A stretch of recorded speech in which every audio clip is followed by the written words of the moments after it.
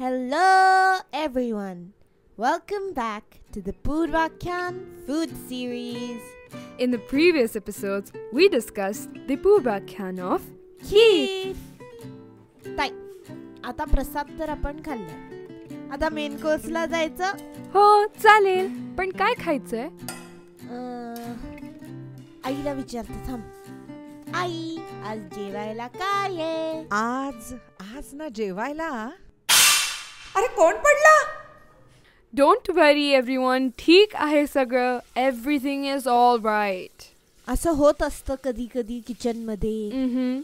And I just said की आजचा menu idli sambar आहे. Woohoo! So then I'm afraid we must reschedule, for our duty lies in honoring the great Idli Sambar plate. Bye. Hope you guys enjoy. Control Aarya, control yourselves. Guys, don't listen to her. The scent of the savory sambar and steamy idli are clouding her mind. So let's travel through the story of idli and sambar. And please make sure to like and subscribe to this channel for more such episodes. And make sure to share this channel too.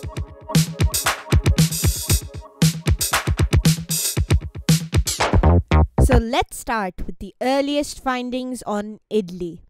According to food historian Rakesh Raghunathan, a form of idli known as iddalage is mentioned in a 920 CE Kannada language work Vaddaradhane by Shivakoti Acharya.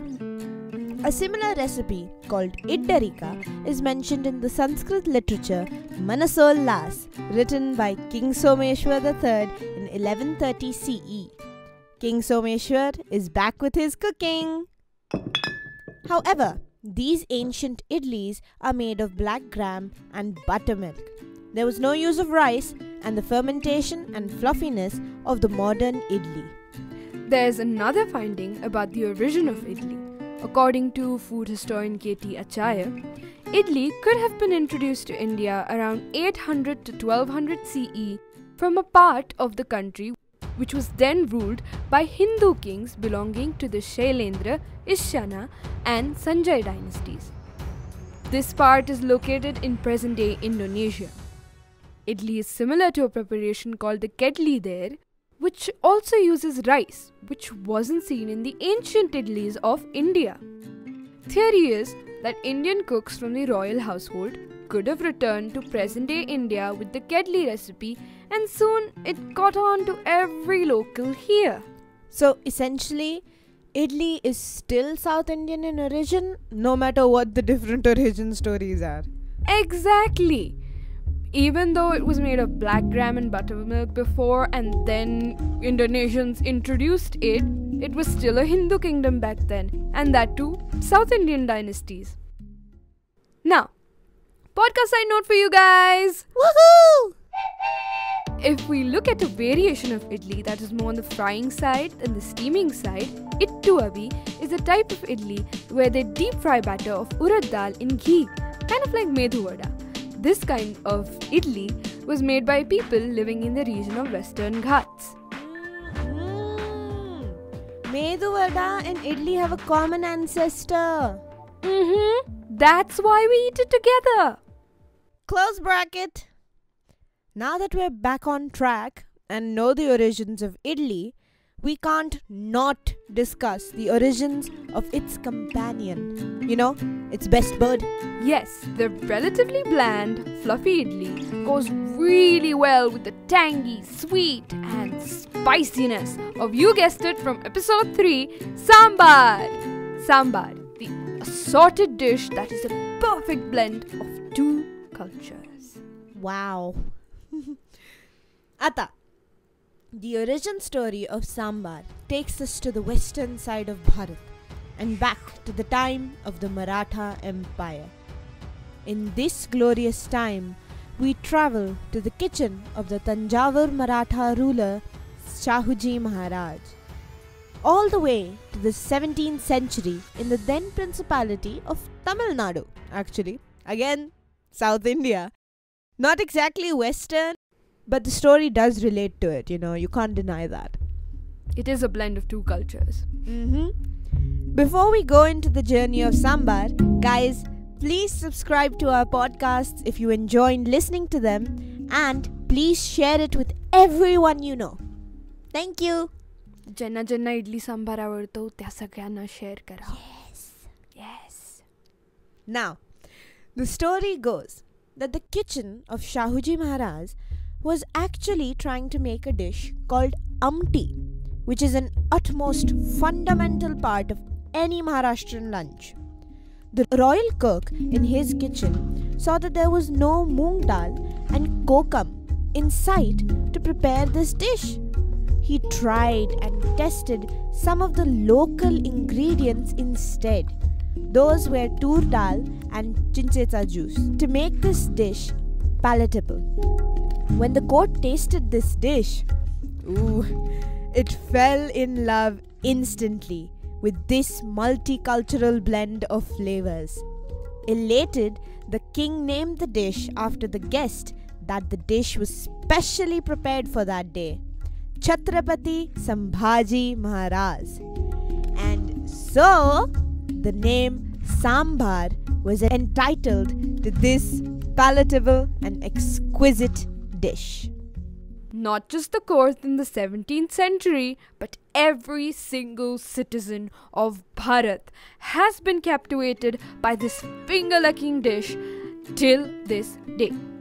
Each region in India, especially the southern states of Karnataka and Tamil Nadu, have its own version of sambar that's equally as tasty and unique as the other. And we also had a bit of an Akhyan time for sambar. Right, Aarya? Exactly. And you know, sambar, it's like a dish of its own sometimes. It's like the main character instead of any other item on the plate. We don't even need idli or dosa to go with it. It tastes amazing on its own too. Yes, I can drink 2 bowls filled to the brim with sambar on its own. Me and Baba even have an undecided competition to see how many bowls we can finish.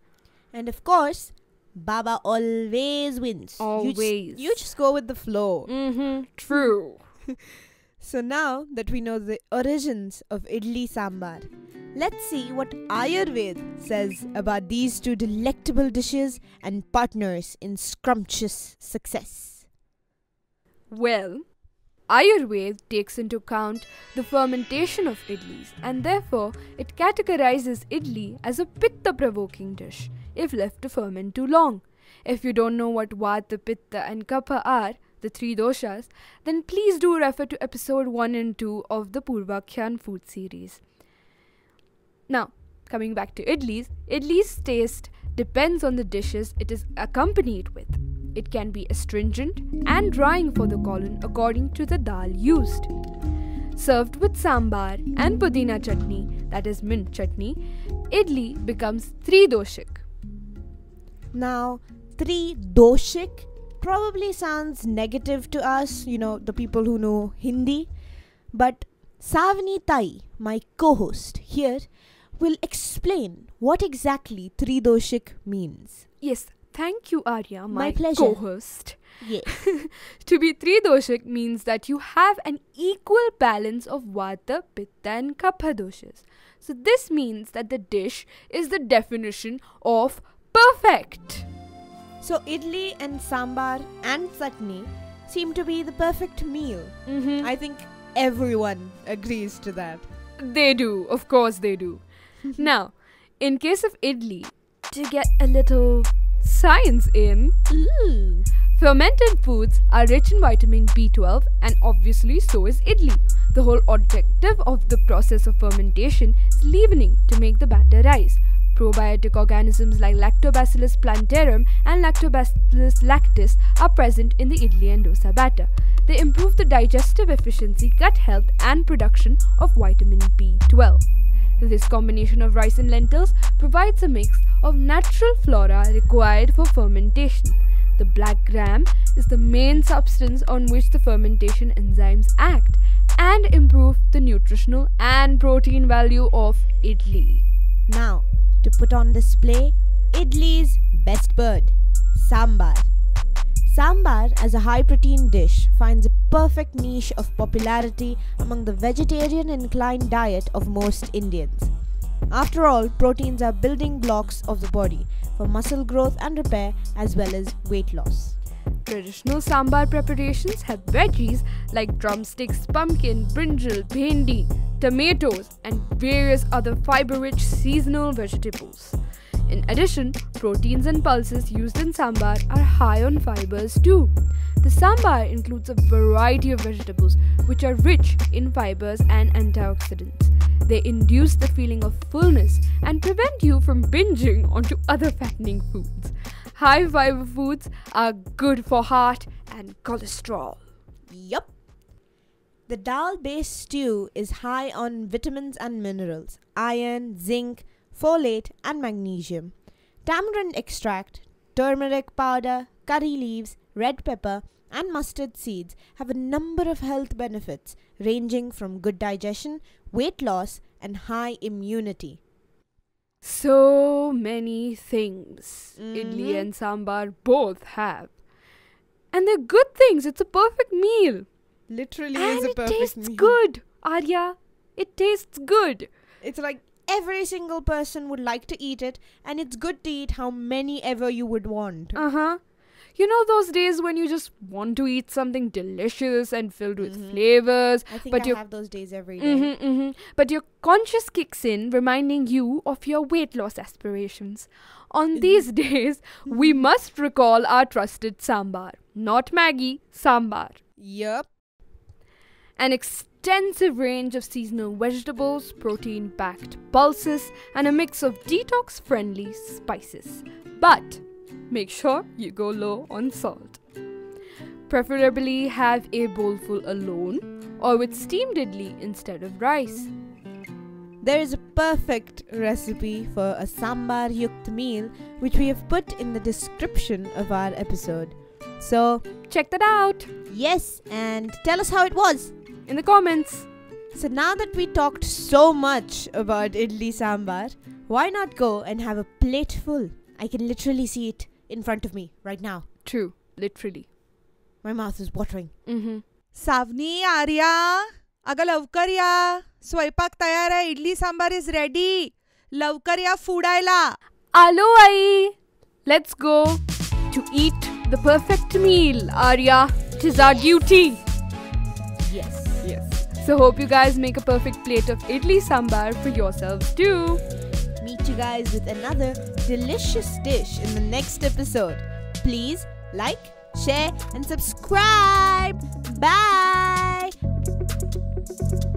Disclaimer. This podcast does not wish to harm any values or opinions of any person or community. This is merely a history podcast to share information.